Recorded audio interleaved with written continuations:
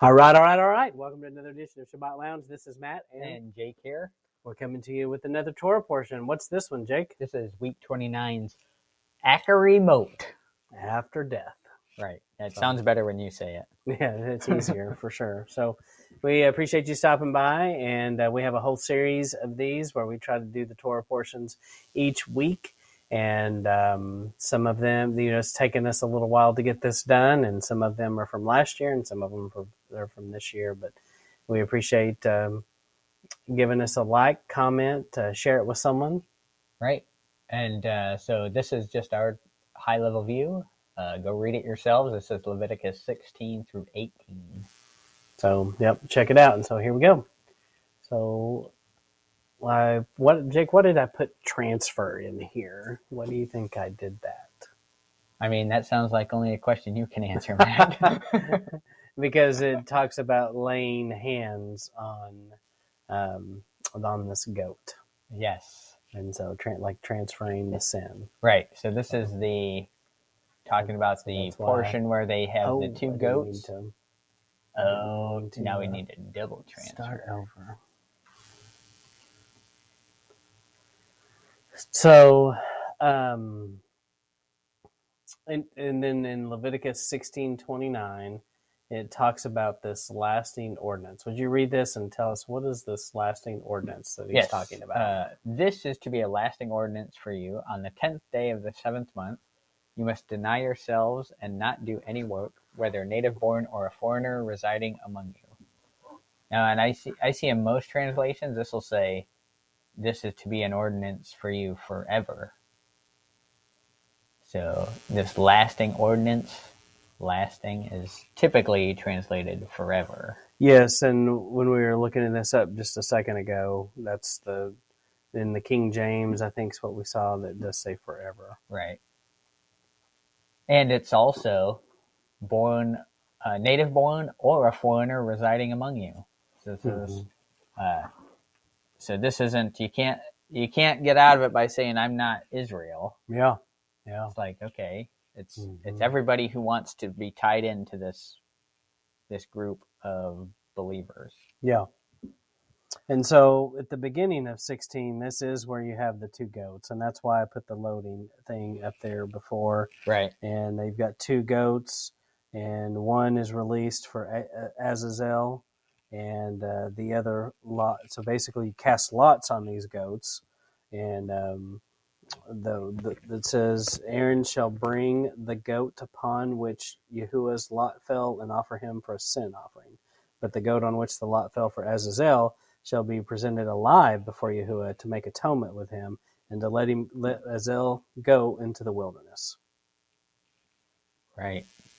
So, and this is what's typically known as the scapegoat. The scapegoat, yep.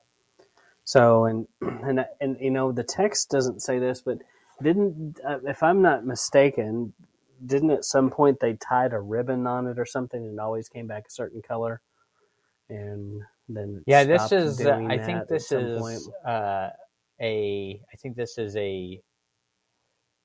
I don't know if it's in the Talmud, but it's at least Jewish principle, Jewish historical information that that's the case. And then also when Messiah dies, I think there's a tie-in with that where the ribbon always came back the wrong color, or the goat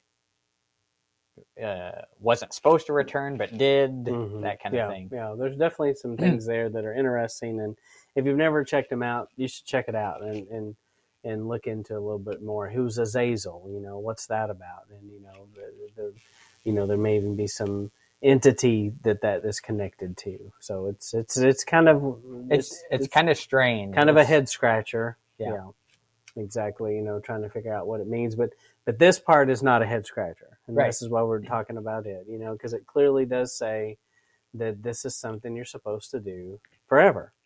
It's not a one-time deal, and so this is the Day of Atonement, and then part of the Fall Festival. Right. So this would be in Matt. You're saying Fall Festival, but it says the 7th month. Isn't that July? Yes.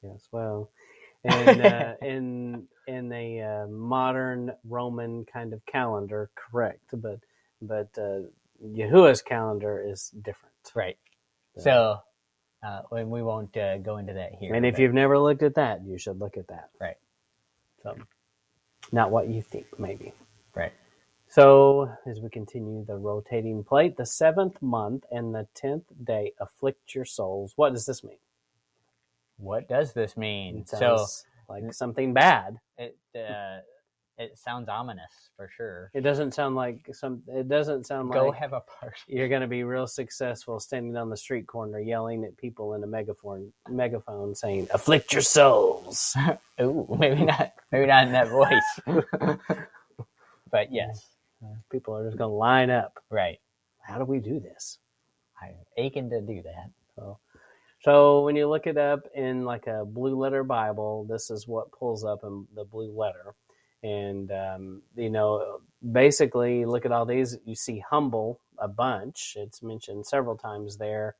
And, this idea of humbling and afflicting. And some people say, I think the most common thing is to believe that this is about fasting.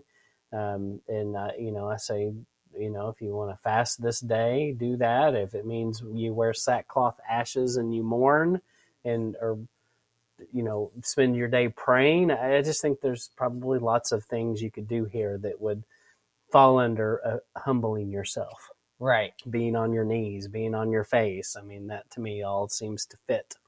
Right. It's, and you got to kind of look at what's this day pointing to? Mm-hmm. And that kind of puts it in perspective of what you're to do on this day. Yeah. When it's pointing to,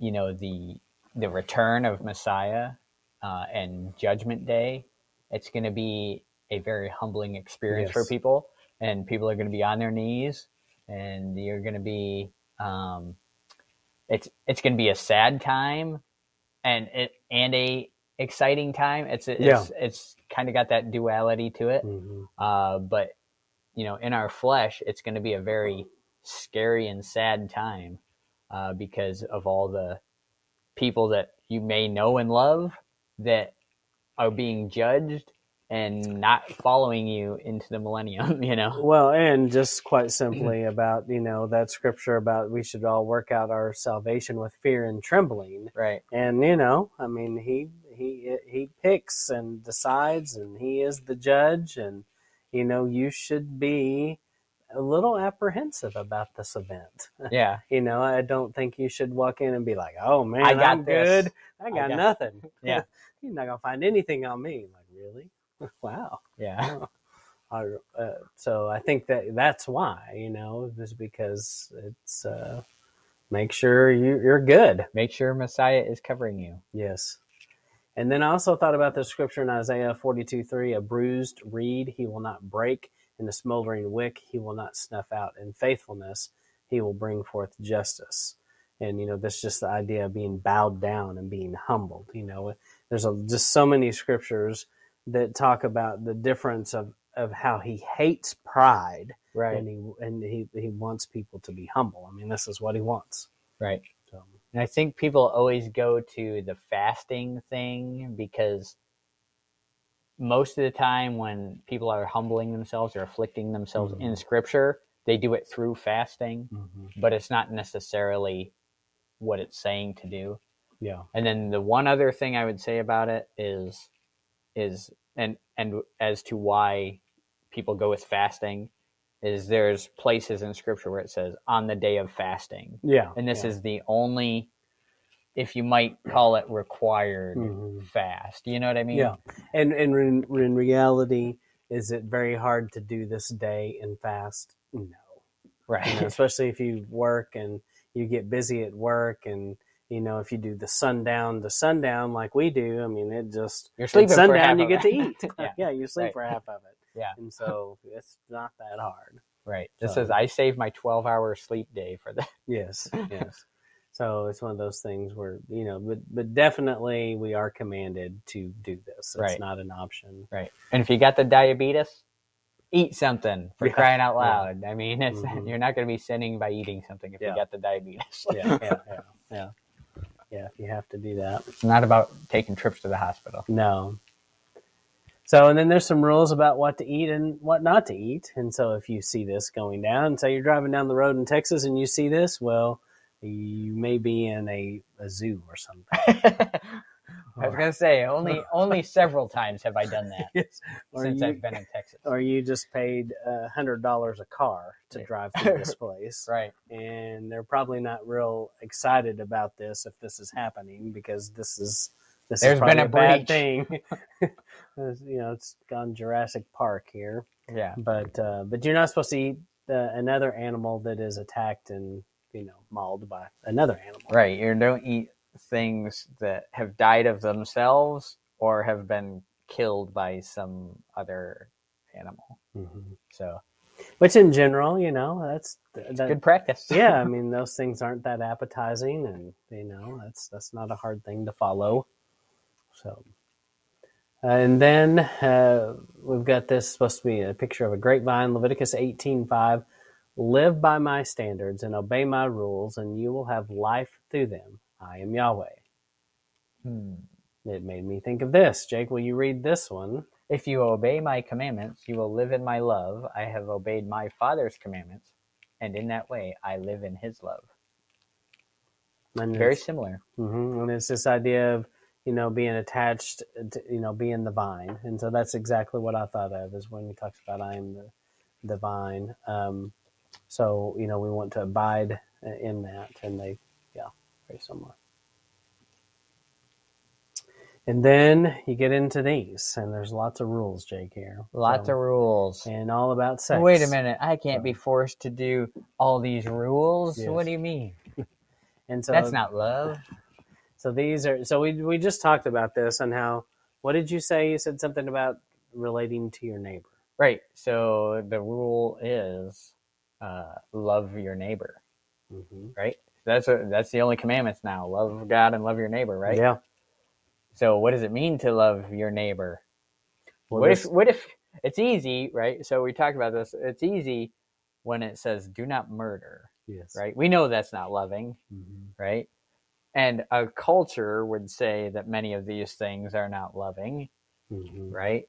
But what if you were in a different culture? You might need to be told these things to realize that's not love. So, and the culture we live in does seem to be headed to a place where it's like, that is love.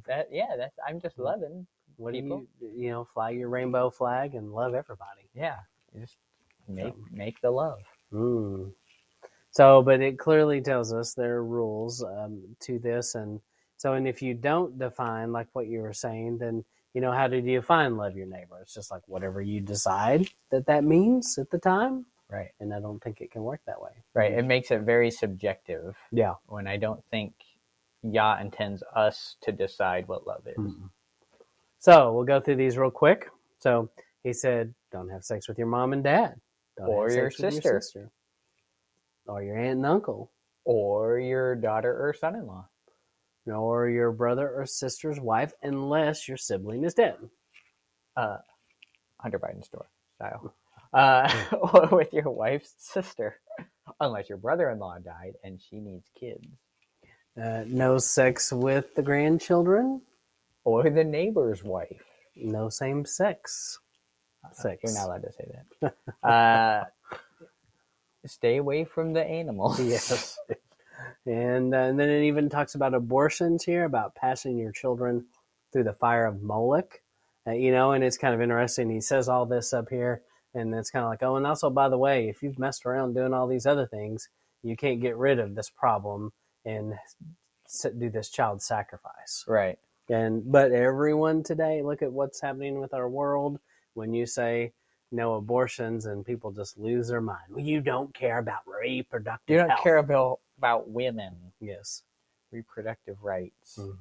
No, we just don't want you murdering another person. Yes. Yeah.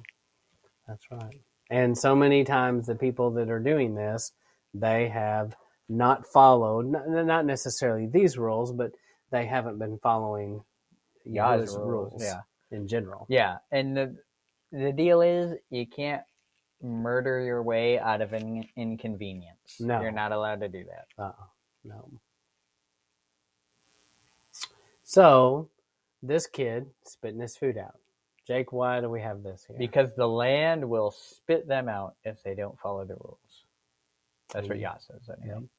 Very sobering. And this is also, this section, you start getting into Moses being very prophetic, and he's saying things like this because, and then Moses at the time may not even understand it fully, but Yahuwah knew that, these guys was going to happen. They're going to get spit out of the land. Right. So, and they do. But he told them up front, look, this is what's going to happen. So, week 29 has everything from the goat and laying hands on the goat to just all kinds of stuff here. The land spitting you out. Yeah. So, but once again, we said don't take our word for it. Read Leviticus 16 through 18. Anything else, Jake? Yeah, just read through it and find out what Yah wants from us. That's right. That's in terms of loving our neighbor and loving him. Exactly. All right.